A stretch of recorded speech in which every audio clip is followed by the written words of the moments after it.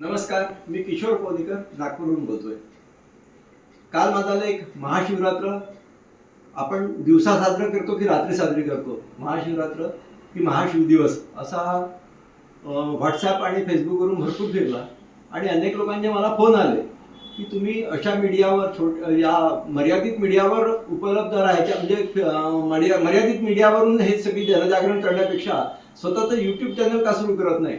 आणि त्यामुळे मी किमान आज तरी आपल्या या विषयावर जनजागरण घडावं म्हणून आपल्याशी संवाद साधतोय. महाशिवरात्र दिवस म्हणत असताना आपण सगळी पूजा दिवसात करून टाकतो. सगळे मंदिरं सुद्धा दिवसा उघडे असतात, रात्री 9-10च्या दरम्यान सगळे मंदिरं बंद असतात.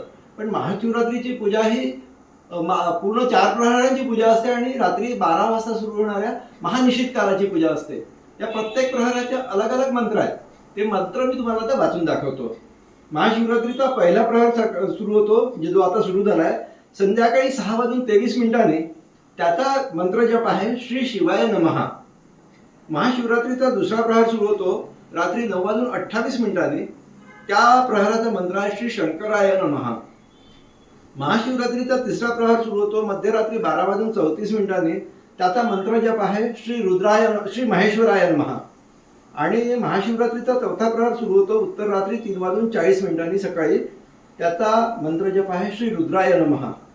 आणि महानिशित काल, ज्याला महाशिवरात्रीचा आत्मा म्हटलं जातो, तो सुरू होतो रात्री 12:10 ते 12:59 या महानिशित कालाचा मंत्र जप आहे श्री सांब सदाशिवाय नमः.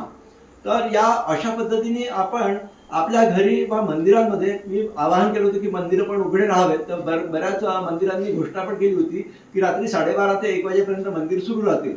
आपल्याला जिथे सहज शक्य आहे तिथे मंदिरांमध्ये जाऊन दर्शन घेऊन, पण बाकी 4ही प्रहरांची पूजा आपण घरी, जे आपल्या पूजेत शिवलिंग असतं त्या शिवलिंगावर बेल वाहत आणि त्या प्रहराचा जप करत करत आपण महाशिवरात्रीची उपासना करूया. नर्मदे हर. ओम नमः शिवाय.